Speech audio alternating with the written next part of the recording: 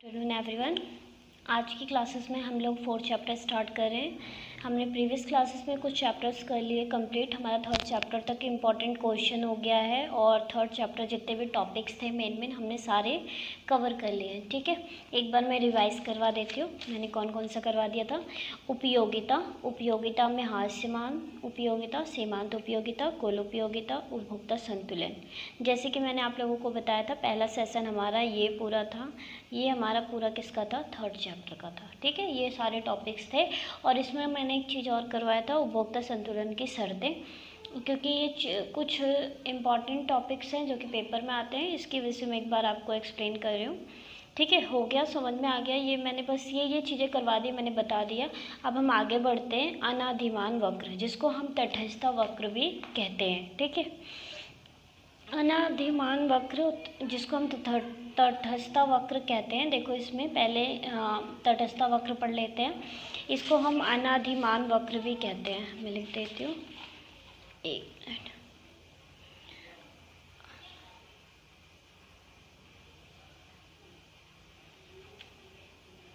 अनादिमान वक्र, ठीक है, अनादिमान वक्र। अब यहाँ पे देखो, सबसे पहले इसमें क्या डेफिनेशन में क्या बोला गया है। तटस्थ वक्र वह वक्र है जो दो वस्तुओं के एक समूह के विभिन्न संयोगों को प्रकट करता है। प्रत्येक संयोग उपभोक्ता की संतुष्टि का समान स्तर प्रदान करते हैं। मतलब इसमें क्या बोला गया है, दो वस्तुओं की मतलब संयोगों को क्या करता है, प्रकट करता है। जैसे कि एक एग्जांपल्स हम लोगों ने देखा हुआ है। इसमें एक एग्जांपल्स है, इसमें बताया गया है एग्जांपल्स में क्या कि संयोग आपके कुछ क्वांटिटी, मतलब ए पर्सन है, बी पर्सन है, सी पर्सन है, डी पर्सन है। ठीक है, देखो मैं आप लोगों को जो टॉपिक करवा रही हूँ उसके साथ मैं कुछ एग्जांपल्स इसीलिए दे देती हूँ ताकि आप लोग इसके साथ जब आप ये भी लिखते हैं तो आपको प्रॉपर नंबर मिलता है। तो इसलिए आपका ज़रूरी है ये बहुत ज़्यादा समझना। अगर आप एक बार समझ लेते हैं ना तो इसको रट्टा मारने की ज़रूरत नहीं पड़ेगी। आप लिख सकते हैं तटस्थ वक्र जो कि दो वस्तुओं के एक समूह के विभिन्न संयोगों को प्रकट करता है। प्रत्येक संयोग उपभोक्ता की संतुष्टि का समान स्तर होता है। मतलब एक ऐसा स्तर जिसपे कि उपभोक्ता की संतुष्टि प्रदान होती है, उसी को हम क्या कहते हैं, तटस्थ वक्र कहते हैं। ठीक है, अब देखो ए पर्सन ने पहले क्या किया, एक वस्तु पे इसने 10 पहले सेब लिया। 10 सेब की संख्या कितनी है, एक। संतरे की संख्या कितनी है, 10 है। ठीक है, बी पर्सन ने 2 लिया और यहाँ पे संतरे कितने लिए, 7। ठीक है, सी ने 3 लिया संतरे, ऑरेंज कितने लिए, 5। डी पर्सन ने कितना लिया, 4 एप्पल एंड ऑरेंज कितने लिए, 4। मीन्स यहाँ पे इसकी उपभोक्ता को क्या मिल रही है, यहाँ पे तो इसने विभिन्न संयोगों को प्रस्तुत किया कि इसने कोई भी एक सा नहीं था। ऐसा नहीं है कि वो एक ही क्वांटिटी पे सारी चीज़ें करता जा रहा है। हर जगह पे वो क्या कर रहा है, चेंज कर रहा है। कभी सेब की क्वांटिटी ज़्यादा कर रहा है, कभी संतरे की क्वांटिटी ज़्यादा कर रहा है। तो आप यहाँ पे एक डायग्राम बना सकते हो इस तरह से। आपने 0 ABC 4 मतलब 4 तक ले लो आप, और यहाँ पे देखो, इसे हम जो ये वक्र बनता है ना, इसे हम तटस्थ वक्र कहते हैं। ठीक है, इसे हम तटस्थ वक्र, इसको इंग्लिश में हम IC भी बोलते हैं, तटस्थ वक्र। ठीक है, यहाँ पे ये विभिन्न संयोगों को दिखा रहा है कि इसमें ए पर्सन ने 10 वस्तु पे सेब कितना लिया। यहाँ पे हम लिख लेते हैं सेब, यहाँ पे हमने लिख लिया, क्या लिख लिया, संतरा। ठीक है, आप इस तरह से मतलब लिख सकते हैं। अब यहाँ पे इस वस्तु में संयोग, इसका संयोग अलग है, इसका संयोग अलग है। तो आप देख लो, ये यहाँ पे 10 तक है तो 10 तक क्वांटिटी देखो, यहाँ पे 10 पे कितना है, 1 है, तो 10 पे 1 जा रहा है। उसके बाद कितना है, 7 है, यहाँ पे 7 हम पुटअप कर देते हैं, 7 पे कितना जा रहा है, 2, तो 2। ठीक है, उसके बाद 5 है, तो 5 पे कितना है, 5। 4 और 6 के बीच में 5 डिनोट करेंगे, तो यहाँ पे 5 से कितना आ रहा है, 3 पे। मतलब 5 तो वो संतरे की क्वांटिटी खरीद रहा और 3 किसकी क्वांटिटी खरीद रहा है, सेबों की। ठीक है, उसके बाद 4 पे 4, क्योंकि यहाँ पे क्या कर रहा है, ये विभिन्न संयोगों को नहीं, यहाँ पे ना इसका ज़्यादा स्तर बढ़ रहा है ना कम स्तर बढ़ रहा है, दोनों की क्वांटिटी क्या है, सेम है। तो यहाँ पे एक ऐसे अवतल इस टाइप में हमारा डायग्राम बनेगा जिसे हम क्या कहेंगे, तटस्थता वक्र, जो कि ऊपर से नीचे की ओर क्या कर रहा है, संचलन कर रहा है। इसे हम क्या कहते हैं, संचलन। ये क्या कर रहा है, संचलन कर रहा है। इसे ही हम क्या कहते हैं, तटस्थता वक्र। ये विभिन्न संयोगों को दिखा रहा है, दो वस्तुओं के विभिन्न संयोगों को प्रस्तुत कर दिखा रहा है कि यहाँ पे वस्तु की क्या इकाई है और यहाँ पे वस्तु की कौन सी इकाई है। समझ में आ गया? आगे बढ़ते हैं। आगे देखो नेक्स्ट में क्या है, तटस्थता वक्र या अनादिमान की विशेषताएं। आप यहाँ पे विशेषताएं लिख लो, विशेषताएं, ठीक है। अनादिमान की कौन कौन सी विशेषता है? पहली जो विशेषता है वो ये कहती है कि अनादिमान वक्र नीचे की ओर ढलाव होता है। नीचे की ओर ढलाव होता है का मतलब क्या है, नीचे की ओर यहाँ पे इस तरह से ये ढलाव जाता है, ठीक है। अब अगर आप आगे की तरफ करते जाएंगे तो ये आगे की तरफ बढ़ता जाएगा, ठीक है, तो ढलान होता जाएगा। तो इसमें क्या बोला है कि पहले नीचे की ओर क्या होगा, ढलाव होगा। अब देखो, बाएं से दाएं नीचे की ओर ढलाव होता है। बाएं से दाएं नीचे की ओर ढलाव होता है, इससे क्या मतलब है, बाएं से दाएं नीचे की ओर ढलाव होता है। इसमें बोला गया ये है कि बायां, left hand side and right hand side. बायां, इसे हम क्या कहेंगे, राइट हैंड साइड, इसको क्या कहेंगे, लेफ्ट हैंड साइड। अब इसे हम दाया बोल दे, इसे बाया बोल दे। जब बाएं से दाएं पे जाएंगे तो क्या होगा, बाएं से जैसे इधर की तरफ जा रहे हैं, ये होता है हमारा सीधा, सॉरी ये होता है हमारा घटना और इधर होता है हमारा बढ़ना। अगर हम इस लाइन की साइड, सॉरी अगर हम इस लाइन की साइड बढ़ रहे हैं, इसका मतलब क्या हो रहा है, ये बाएं से दाएं की ओर हम क्या कर रहे हैं, बढ़ रहे हैं। तो इसमें बोला है बाएं से दाएं नीचे की ओर ढलाव होता है। इसका अर्थ है कि अधिमान वक्र ढलान ऋणात्मक होता है, ठीक है। बाएं से दाएं की ओर क्या हो रहा है, बढ़ रहा है, बाएं से दाएं की ओर बढ़ रहा है और इसका ढलाव कैसे हो रहा है, ऐसे नीचे की ओर आता जा रहा है। तो ये क्या हो जाएगा, ऋणात्मक हो जाएगा। यदि उपभोक्ता एक वस्तु में वृद्धि का निर्णय करता है तो उसे दूसरी वस्तु में कमी करनी होगी। नॉर्मल सी बातें भाई, मैंने आप लोगों को बताया था कि जब वो सेब की ज़्यादा क्वांटिटी कर रहा है तो संतरे की क्वांटिटी कम करेगा।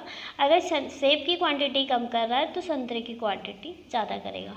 एक टाइम ऐसा आ सकता है कि जिसपे कि सेब और संतरे दोनों की क्वांटिटी क्या हो, इक्वल हो, ठीक है। तो ये नीचे की ओर क्या कर जाएगा, ढलाव कर जाएगा, क्योंकि यहाँ पे ये संतुष्टि तो आ गया, लेकिन इसका वक्र जो है यहाँ पे आगे कुछ नहीं आया, इसकी वजह से इसका ढलाव स्टार्ट हो गया। तो मतलब ये ऋणात्मक को प्रस्तुत करेगा, ठीक है। तो बाएं से दाएं, दाएं से बाएं, क्लियर है इतना, कोई दिक्कत? उसके बाद नेक्स्ट इसमें दूसरा क्या है पॉइंट, तटस्थता वक्र मूल बिंदु की ओर क्या होगा, उन्नतो दर होता है, ठीक है। दूसरा टॉपिक हमारा इसमें दूसरी विशेषता क्या होगी इसकी, इसका अर्थ है कि मूल बिंदु की ओर उन्नतो दर होता है। उन्नतोदर होता है, इसका अर्थ है जब हम तटस्थता वक्र पर बाएं से दाएं संचलन करते हैं तब तटस्थता वक्र के ढलान घटने की प्रवृत्ति होती है। कि मतलब इसमें बाएं से दाएं, जब हम बाएं से दाएं पे जा रहे हैं तो इसमें क्या हो रही है, कौन सी प्रवृत्ति हो रही है, घटने की प्रवृत्ति हो रही है। मतलब हम घट रहे हैं, एक एक स्टेप पीछे आ रहे हैं, ठीक है। तो इसमें जब घटने की प्रवृत्ति है उसे ही हम क्या कहते हैं, उन्नतोदर। हमारा क्या हो रहा है, घटती जा रही है, हमारी प्रवृत्ति घटती जा रही है। इसी के आगे देखो क्या बोला है, अर्थात सीमांत,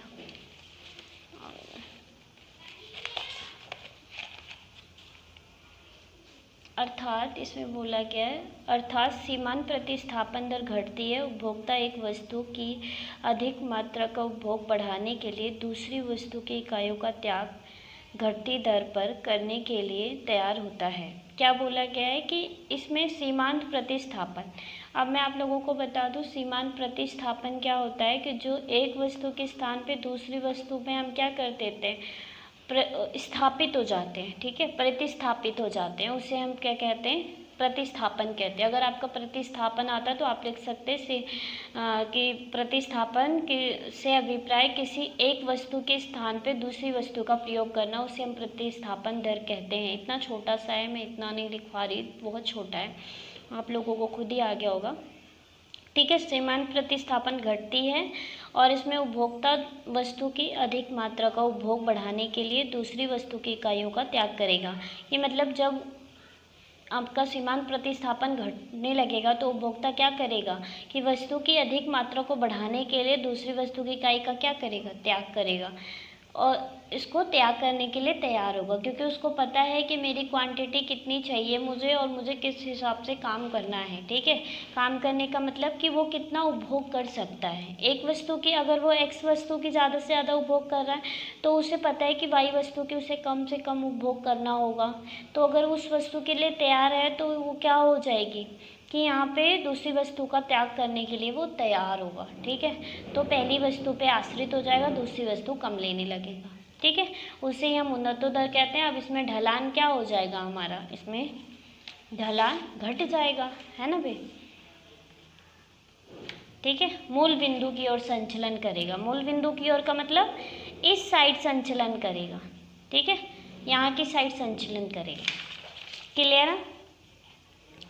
आगे देखो यहाँ पे अनादिमान वक्र ना तो कभी एक दूसरे को अनादिमान वक्र ना तो कभी एक दूसरे को छूते हैं और ना ही काटते हैं। इसमें क्या बोला गया है, ना छूते हैं और ना ही काटते हैं। तो इसमें ये बोला गया है कि जैसे हमारे जो तटस्थ वक्र होता है, अगर हम बात करते हैं तटस्थ वक्र की, तो तटस्थ वक्र जो आईसी होता है वो हमारा आईसी इस तरह से होता है। ठीक है, ये क्या होते हैं, समांतर होते हैं। क्या होते हैं, समांतर। तो इसीलिए इस पे क्या बोला गया है कि ये एक दूसरे को छूते और काटते नहीं है, क्योंकि जब ये लोग एक कभी इक्वल ही नहीं आएंगे, क्रॉस ही नहीं होंगे, तो कैसे छुएंगे काटेंगे। ठीक है, तो यही बोला है, क्योंकि इसमें क्या बोला गया है, क्योंकि दो अनादिमान वक्र संतुष्टि के दो अलग अलग स्तरों को प्रसिद्ध करते हैं। यदि ये एक दूसरे को काटे तो कटाव बिंदु संतुलन का स्तर समान होगा, जो कि संभव नहीं है। इसमें ये बोला गया है कि ये संभव नहीं है कि ये एक दूसरे को क्या करें, इंटरसेक्ट करें। ठीक है, अगर ये लोग इंटरसेक्ट करते हैं इसका मतलब इनको क्या मिलेगा, संतुलन मिलेगा। मान लो हम एक ये बिंदु ले लेते हैं, ठीक है, और ये x है हमारा, ये y है। ठीक है, ये IC1 आ रहा है, IC1। ठीक है, और मैं इसी में तुम्हारा IC2। तो यहाँ पे देखो ये मूल बिंदु जो होती है यहाँ पे अगर ये इंटरसेक्ट करेंगे तब।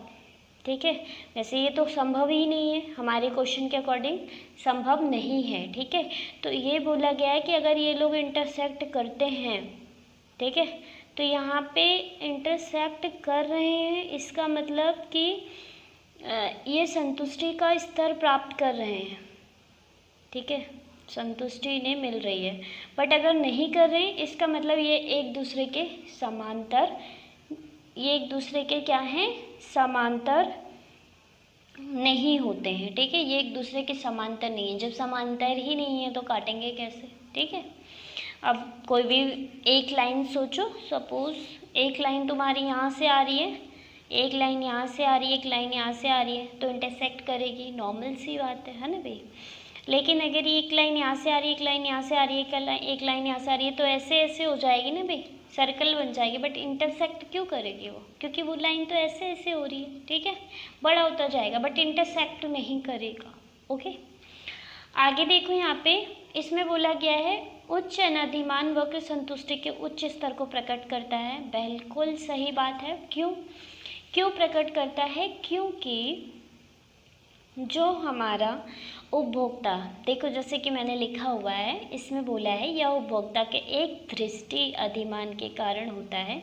उच्च अनादिमान वक्र दो वस्तुओं के उन बंडलों को दिखाता है जिस पर निम्न अनादिमान वक्र की तुलना में एक वस्तु की मात्रा अधिक तथा दूसरी की कम। बंडल का क्या मतलब है, आप मुझे बताएंगे बंडल का मतलब क्या होता है। आपको आप तो कहोगे मैम पता नहीं बंडल का मतलब, वो वाला बंडल। बिल्कुल सही, तुम्हारे गांव वाला बंडल जैसे ऐसे ग्रुप टाइप में रख के देते हैं, ऐसे एक पेंसिल है इसका एक बंडल। ठीक है, ये अलग। अब इसमें क्या बोला गया है, सेट।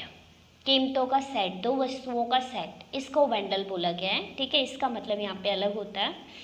अब देखो यहाँ पे क्या बोला गया है कि जब हम उच्च अधिमान वस्तु की उच्च संतुष्टि को प्रकट करेगा।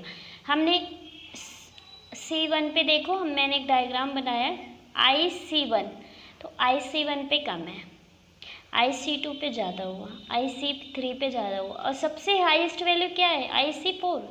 तो IC4 क्या कर रहा है, अधिक संतुष्टि प्रदान कर रहा है। भाई जितनी क्वांटिटी उतनी संतुष्टि, है ना। तो यहाँ पे आपका जो संतुष्टि का स्तर है वो आपको IC4 पे मिल रहा है। क्लियर है। तो ये तुम्हारी कुछ विशेषताएं थी। आप लोगों को विशेषताएं बहुत इम्पॉर्टेंट है, ठीक है, इसको कर लेना। अगर आप लोगों को कोई भी इसमें समझ में ना आया हो तो प्लीज़ एक बार मुझसे पूछ लें आप लोग, ठीक है। उसके बाद आगे हम करते हैं, आगे हमारा क्या है नेक्स्ट। आगे इसमें बोला गया है, भाई इसमें एक चीज़ और है जो कि मैंने आप लोगों को नहीं करवाई हुई है।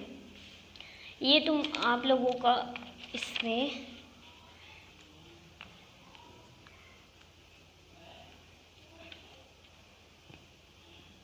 इसमें बोला गया है, देखो MRS क्या होता है। MRS होता है मार्जिनल रेट ऑफ सब्स्टिट्यूशन, ठीक है, सब्स्टिट्यूशन। इसको हिंदी में हम क्या कहते हैं, इसे सीमांत प्रतिस्थापन दर भी कहते हैं। यहाँ पे देखो सीमांत प्रतिस्थापन दर आया था, है ना, यहाँ पे देखो सीमांत प्रतिस्थापन दर आया था। किस में आया था सीमांत प्रतिस्थापन दर, तटस्थ वक्र के मूल बिंदु। मैंने आप लोगों से कहा हुआ है कि आपके टॉपिक्स में ऐसा कोई डाउट, ऐसा कोई ना हो जो कि मैंने आपको करवाया ना हो, ठीक है। ऐसा तो हो ही नहीं सकता है कि मैं आप लोगों को ना करवाऊँ। क्लियर है इतना। तो देखो यहाँ पे मैं आप लोगों को कंफ्यूज नहीं करना चाहती, तो थोड़ा इसलिए मैंने यहाँ पे लगा लिया। कोई दिक्कत तो नहीं आप लोगों को। हाँ अब ठीक है, क्योंकि लिखा लिखा सा लगेगा तो आपको समझ में ही नहीं आएगा। हाँ, पहले ये टॉपिक बहुत इंपॉर्टेंट है, उसके बाद हम आगे करते हैं। MRS marginal rate of substitution, इसे सीमांत प्रतिस्थापन दर भी कहते हैं, जिस पर एक उपभोक्ता वस्तु X की अधिक से अधिक इकाई का उपभोग करेगा। देखो एक उपभोक्ता है जो वस्तु X के ज़्यादा से ज़्यादा इकाई का उपभोग करना चाहता है। पहले 10 किया, फिर 20 किया, फिर 30 किया, मतलब सबसे ज़्यादा उसकी हाईएस्ट कॉस्ट कितनी रही 40, ठीक है। अधिक से अधिक उपभोग कर रहा है, इकाई का उपभोग किया, तब उसकी वस्तु X को प्राप्त करने की इच्छा की प्रबलता में कमी होती है। तब उसकी क्या होता है, अब वो उस वस्तु का यूज़ करते करते क्या हो गया, थक गया, ठीक है। अब कहते हैं भाई हमने तो ज़्यादा खा लिया X वस्तु को, अब मेरी इच्छा नहीं है। प्रबलता में मतलब कोई चीज़ हम ज़्यादा कर लेते हैं ना, तो हमारा मन नहीं करता उस चीज़ को करने का, कुछ इस टाइप में। तब X वस्तु के गिरने की प्रवृत्ति होती है। जैसे जैसे Y की अधिक से अधिक त्यागा जाता है, तो उसकी वस्तु को प्राप्त करने की इच्छा की प्रबलता में वृद्धि होती है। हम कहते हैं ना भाई, जिस प्रोडक्ट को हमने कभी यूज़ नहीं किया है उसको हम सोचते हैं कब यूज़ कर लें, और जो चीज़ हम यूज़ करते आ रहे हैं उसमें हम क्या सोचते हैं कि रहने दो, अब इसको थोड़ा सा रेस्ट दे देते हैं। तो सेम प्रतिस्थापन दर, सीमांत प्रतिस्थापन दर यही कहता है कि अगर आप एक वस्तु की ज़्यादा से ज़्यादा उपभोग कर रहे हैं तो एक टाइम बाद आपका मन हट जाएगा उस वस्तु का यूज़ करने से। तो आपका जब यूज़ करने से मन हट जाएगा तो आप दूसरी वस्तु पे डिपेंड हो जाएंगे, है ना, तो दूसरी वस्तु का यूज़ करने लगेंगे। इसे हम क्या कहते हैं, marginal rate of substitution. Clear है, गुड। आगे बढ़ते हैं। हाँ, हम कहाँ पे थे, हाँ, तटस्थ वक्र X अथवा Y अक्ष को छूता नहीं है। देखो ये एक अलग हेडिंग है तुम्हारा, इसमें बहुत इंपॉर्टेंट है, तुम्हें पहले आप लोगों को ये समझ में आना चाहिए। आप लोगों को इसमें क्या है कि जैसे इसमें हमारे एक डायग्राम के अकॉर्डिंग थ्रू मैं बताऊँगी, ठीक है। डायग्राम के अकॉर्डिंग एक उपभोक्ता संतुलन, एक उत्पादक संतुलन की बात करते हैं, ठीक है। अब यहाँ पे देखो IC तटस्थ वक्र, ये जो तटस्थ वक्र है IC, और ये जो तटस्थ वक्र है, ठीक है, ये जो तटस्थ वक्र है, ये एक्स, वाई, ये भी वाई, ठीक है। ये भी IC ही बोलेंगे इसे, ठीक है। अब गुड एक्स गुड वाई, कोई दिक्कत? आई होप सो आप लोगों को समझ में आ रहा हो। अब देखो यहाँ पे क्या है, कंजप्शन ऑफ गुड्स। इसमें देखो टेक्निकल एक्सेस वुड, मतलब इसमें क्या बोला गया है कि जैसे कोई चीज़ है, जैसे एक उपभोक्ता की बात कर रहे हैं, तो उपभोक्ता की बात करेंगे तो यहाँ पे देखो रेट ऑफ प्राइस क्या है, सबसे ज़्यादा है। रेट ऑफ प्राइस क्या हो रहा है, ज़्यादा हो रहा है, ठीक है। और उपभोक्ता IC जो हमारा तटस्थ वर्ग का कर्व है, वो संचलन भी Y से कर रहा है। मतलब वस्तु की मात्रा यहाँ पे क्वांटिटी क्या है, 0 है, लेकिन प्राइस सबसे हाईएस्ट है। तो इस वस्तु को लेगा क्या, मतलब इस तरफ इसको कहाँ पे संचलन करा रहे हैं, मात्रा, इसकी प्राइस की क्वांटिटी ज़्यादा है, ठीक है। इसमें क्या है, इसमें क्वांटिटी ज़्यादा है, प्राइस कम है। थोड़ा बहुत प्राइस पे इफेक्ट नहीं है, यहाँ पे क्वांटिटी ज़्यादा मिल रहा है। थोड़ा सा आप लोग डायग्राम सही से बनाना, ये समझना इंपॉर्टेंट है, क्योंकि अब आगे आने वाली वीडियोज़ में हम लोग क्या करेंगे, मांग, कीमत, उपभोक्ता संतुलन, उत्पादक, यही सब करेंगे, ठीक है। तो इसको समझना बहुत ज़रूरी है। IC है ये। अब इसमें देखो, अगर ये क्वांटिटी मतलब मात्रा से स्टार्ट हो रही है, इधर हम मात्रा को दिखाते हैं और इधर हम कीमत को दिखाते हैं, कीमत। तो अगर कोई जो हमारा संचलन, जो हमारा वक्र है, वो अगर कीमत की ओर से संचलन कर रहा है, इसका मतलब कीमत ज़्यादा है और इसकी क्वांटिटी कम है।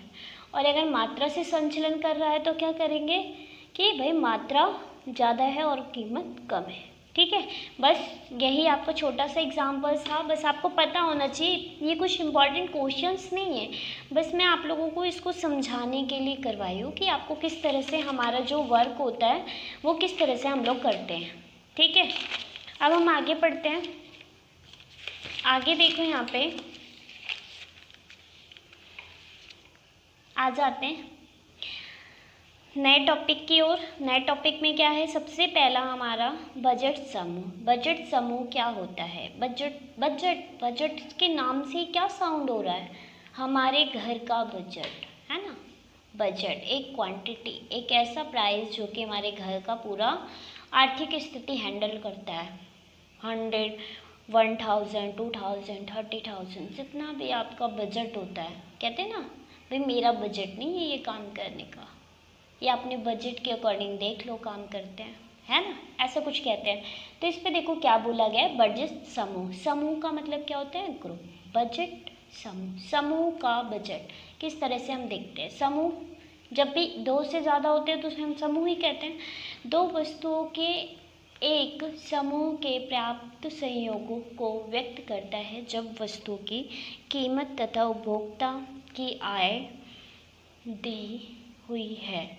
क्या बोला गया है कि वस्तु की कीमतों तथा उपभोक्ता की आय जो भी दी गई है, ठीक है, उसी को क्या करता है, व्यक्त करता है, ठीक है। उसे हम क्या कहते हैं, बजट समूह, ठीक है। इसको देखो, बजट समूह का फॉर्मूला भी है P1 x1 प्लस में P2 x2 और तुम्हारा लेस देन इक्वल 5, ठीक है। ये तुम्हारा बजट, ये फॉर्मूला आता है तुम्हारे पेपर में। ये मैं आपको इस पे क्वेश्चंस करवाऊंगी, बट अभी नहीं करवाऊंगी इसको मैं। ये आपका जो चैप्टर है ना बहुत छोटा है ये, इसमें मेन टॉपिक अभी मैं आपको लास्ट में जब पूरा पढ़ा दूँगी मैं बताऊँगी आपको। आगे फिर हम डिमांड चैप्टर करेंगे, ठीक है ना।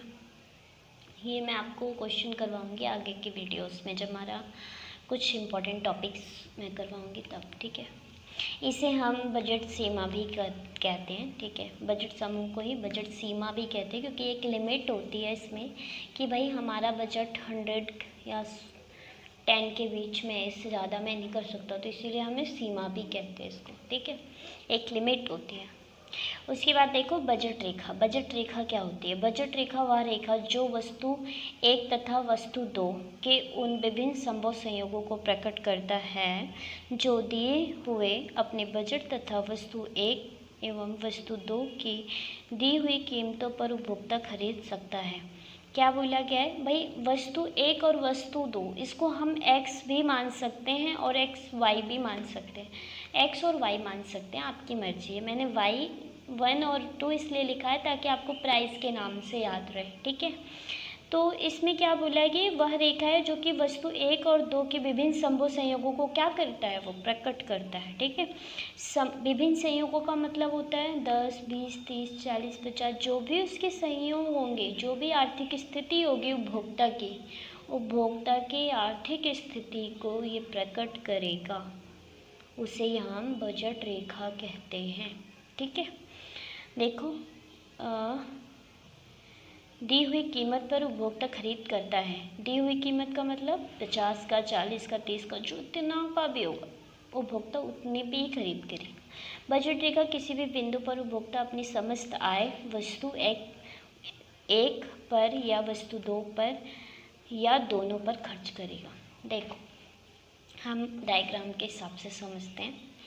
डायग्राम में क्या है, x1 x2। x1 वस्तु पे तुम्हारा कितना है, यहाँ पे सॉरी ये 0 है आपका, 0, 10, 20, 30, 60, 40, 20, 0। अब यहाँ पे देखो x वस्तु 0 है तो x2 कितना है, 60। हम यहाँ पे वस्तु की ज़्यादा मतलब ले रहे हैं, प्राइस आपके इतना प्राइस है तो इतनी क्वांटिटी मिल रही है। यहाँ पे क्या है, 10 पे कितना मिल रहा है, 40, 20 पे कितना मिल रहा है, 20, 30 पे कितना मिल रहा है, 0, कुछ भी नहीं मिला, ठीक है।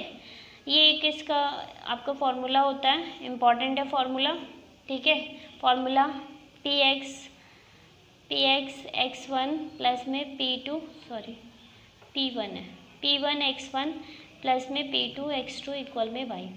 इसमें देखो क्या बोला गया है, इसमें तुम्हारा ये यहाँ तक 10 से लेके 60 तक आपका इस पे डिनोट कर दिया जाएगा डायग्राम में, y एक्सिस पे, y पे, ठीक है। और फिर हमारा किस पे डिनोट किया जाएगा, x पे। तो 0 पे कितना है, 60, मतलब यहाँ पे क्वांटिटी कुछ नहीं है। यहाँ पे क्वांटिटी कुछ है क्या, नहीं है, लेकिन यहाँ पे प्राइस सबसे हाईएस्ट है, ठीक है। प्राइस सबसे हाईएस्ट और सबका प्राइस यहाँ पे इक्वल है। यहाँ पे देख लो प्राइस ऐसा है, बिल्कुल सीधा। बजट रेखा हमेशा सीधी होती है, इसको याद रखना। इसे हम उपभोक्ता बजट रेखा भी कहते हैं, उपभोक्ता बजट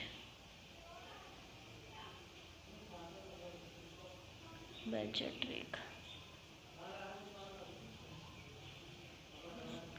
ठीक है ना। तो इसको उपभोक्ता बजट रेखा भी कहते हैं क्योंकि उपभोक्ता की जो भी कीमत होती है वो इसी पे दिखाया जाता है, इसीलिए हम बजट रेखा कहते हैं। ज़्यादा मैं डीपली नहीं जा रही हूँ, इतना समझ में आ गया होगा। अगर आप लोगों को लगे कोई डाउट है तो आप प्लीज़ मेरे से पूछ लें। इसके आगे हम पढ़ते हैं। आगे देखो क्या बोला गया है। आगे हमारे एक तो था, आप लोगों को मैंने करवाया हुआ है, उपभोक्ता संतुलन, है ना। उपभोक्ता संतुलन एक तो तुम्हारा उपयोगिता के संतुलन पे है और दूसरा तुम्हारा अनादिमान वक्र के संतुलन पे है। तो तुम्हारे दोनों ही इम्पॉर्टेंट है, ठीक है। लेकिन ज़्यादातर तुम्हारे जो पेपर में आते हैं वो उपयोगिता वाले आते हैं। आता ये भी है इम्पॉर्टेंट है क्योंकि ये तुम्हारा आया था 2016 के पेपर में, ये वाला आया था, ठीक है। पेपर में ये वाला आया हुआ है क्वेश्चन, संतुलन, उपभोक्ता संतुलन की शर्तें। इसमें देखो क्या बोला है, इसमें बोला है, इसमें ऐसे क्वेश्चन पूछते हैं आपके, अनादिमान वक्र विश्लेषण द्वारा उपभोक्ता संतुलन की शर्तें बताओ या समझाओ, ठीक है, व्याख्या करो। तो आप लिखेंगे सीमांत प्रतिस्थापन दर कीमत का अनुपात MS इक्वल MRS मैंने भी बताया था, marginal rate of substitution equal में PX अपॉन में PY, ठीक है। अब इसमें बोला गया है, मान लीजिए दो वस्तु x और y है। उपभोक्ता के संतुलन की पहली शर्त है कि जब भी हमारा MRS इक्वल में PX और PY के होगा तब हमारी इसे हम क्या कहेंगे, उपभोक्ता संतुलन की स्थिति में है, ठीक है। PX का मतलब वस्तु की कीमत और y की कीमत, x वस्तु की कीमत और y वस्तु की कीमत, और यहाँ पे तुम्हारा MRS, ठीक है।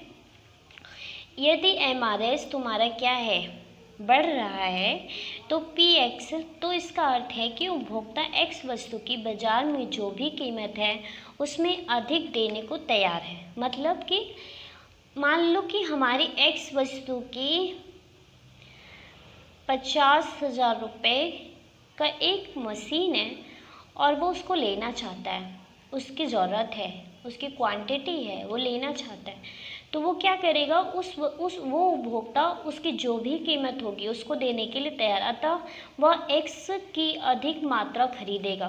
तो वो क्या करेगा, एक्स वस्तु की अधिक मात्रा, क्योंकि वो ज़रूरत है उसकी, जो चीज़ें ज़रूरत होती है वो तो नॉर्मल बात है, खरीदेगा ही खरीदेगा। ठीक है, अब ठंडी का टाइम है, आप लोगों को स्वेटर्स चाहिए, तो स्वेटर्स ऐसा तो नहीं है ना मम्मी कहेंगी भाई कीमत ज़्यादा है तो स्वेटर मत पहनो, ऐसा तो नहीं है, चाहे वो कितने का भी आए आपको स्वेटर तो दिलवाएंगे।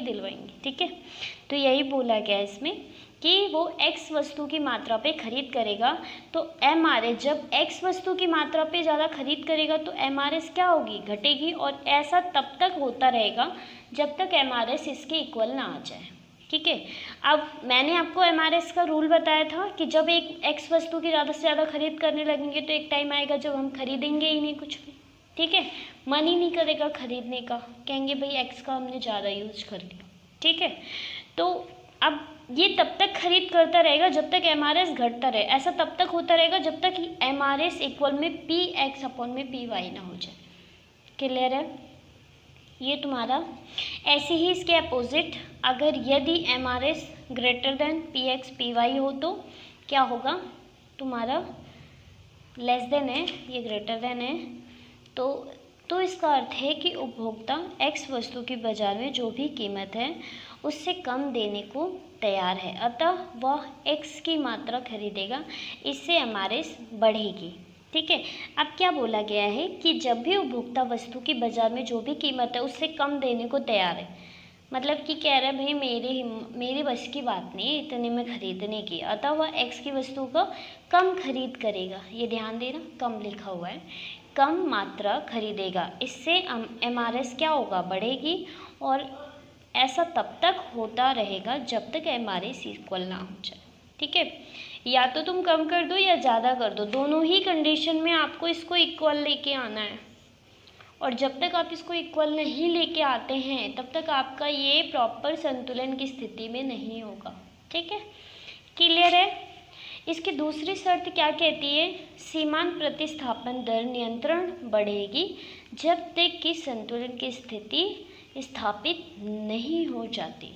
संतुलन की स्थिति जब तक नहीं स्थापित हो जाती तब तक ये क्या होगी, ऊपर की ओर बढ़ती जाएगी, बढ़ती जाएगी, बढ़ती जाएगी। ठीक है, उपभोक्ता इस वस्तु पे जाएगा, इस वस्तु पे जाएगा, यहाँ पे जाएगा, एक और लाइन खिंच जाएगी। ठीक है, मतलब ये ऊपर बढ़ता जाएगा, लेकिन जब तक इसकी संतुलन बिंदु पे नहीं होगा तब तक उपभोक्ता की वृद्धि होती रहेगी। ठीक है, तो यहाँ पे ये आपकी दो शर्तें थी।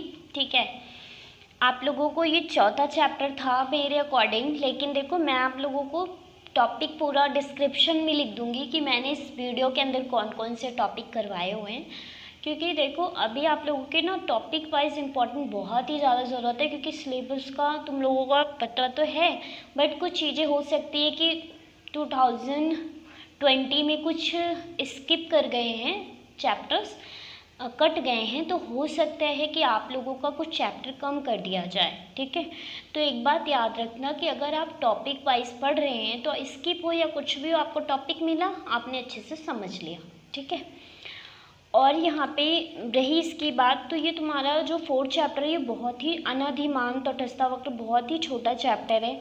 इसमें से जो क्वेश्चन होते हैं वो आपके ऐसे आते हैं कि अनादिमान वक्र की विशेषता बताओ। ये मोस्ट इम्पॉर्टेंट है, हमेशा पेपर में आया है, इसको टिक लगा लो अच्छे से और इसको अच्छे से कर ले। ठीक है, उसके बाद तुम्हारा जो है नेक्स्ट जो है कि बजट रेखा और बजट समूह में डिफरेंस, ये बहुत इम्पॉर्टेंट है, इन दोनों में डिफरेंस कर लेना। और आपका क्या है, इसमें आपके डिफरेंस के बाद आपका जो क्वेश्चंस होता है, मैं इसका वीडियो आप लोगों को अगर लगे कि मैम मुझे वीडियो चाहिए इस पर न्यूमेरिकल्स फॉर्म में कुछ, तो आप मुझे बता देना, मैं बना दूंगी। अदरवाइज़ आप लोग अगर कर सकते हैं तो बेशक आप कर लो, क्योंकि फॉर्मूले पे ही बेस पे पुटअप करके और वैल्यू को फाइंड करना है। ओके, तो आप ऐसे इस तरह से करके देख सकते हैं। और बहुत ज़रूरी है डायग्राम, तो डायग्राम के साथ ही बनाना आप। ठीक है, और इसमें कई बार क्वेश्चन में आपको पूछ लिया जाता है उपभोक्ता बजट रेखा होती है या नहीं। ठीक है। और बजट रेखा को और कौन से नाम से जाना जाता है, ऐसे भी क्वेश्चन में कई बार पुटअप कर लिया जाता है, तो आप बता देना, ठीक है। उसके बाद देखो यहाँ पे ये आपको समझ में आ गया, इतना तो आप लोगों को समझ में आ गया होगा, ठीक है। विशेषताएं समझ में आ गई, 4 विशेषताएं हैं आपकी, उसको अच्छे से लिख देना।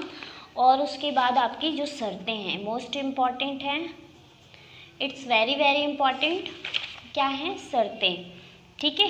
तो आप इतना जो आपका टॉपिक है ये कर लेना, ठीक है। मैं आप लोगों को, ये बहुत छोटा है इसलिए मैंने एक्स्ट्रा क्वेश्चंस नहीं बनाए हैं इसके लिए, क्योंकि जब इसमें इतना छोटा चैप्टर है तो मैं इसमें से आपके जो क्वेश्चंस हर बार आए हुए मैंने देखा है, तो आपके ज़्यादातर यही सारे क्वेश्चंस आए हुए, ठीक है। आई होप आप लोगों को मेरी वीडियो समझ में आ रही हो। अगर आप लोगों को कोई भी डाउट होता है प्लीज़ आप मेरे से पूछ लें कमेंट बॉक्स में। और प्लीज़ आप लोगों को लगता है कि मैम आप बहुत अच्छा कर रहे हो, आप लोगों को ये यूज़फुल लग रहा है, तो प्लीज़ दूसरे बच्चों को भी बताएं ताकि उनका भी कुछ प्रॉफिट हो, ठीक है। आगे शेयर करें, क्योंकि हर किसी के पास इतना नहीं होता है ना, ट्यूशन पढ़े पैसे दे ऐसा कुछ, तो अगर उनका कुछ हो सकता है तो आप उनको भी शेयर करें, ठीक है। लाइक करें, शेयर लाइक सब्सक्राइब करें, आपकी मर्जी है, एज यू विश, बस आप लोगों को अच्छे से पढ़ना है, ठीक है, और कुछ नहीं। Okay, thank you for watching my videos. Okay bye, next video में मिलते हैं नए चैप्टर के साथ। नेक्स्ट क्लास में हम डिमांड का चैप्टर स्टार्ट करेंगे, ठीक है, और उसमें सारे टॉपिक्स हम कवर करेंगे।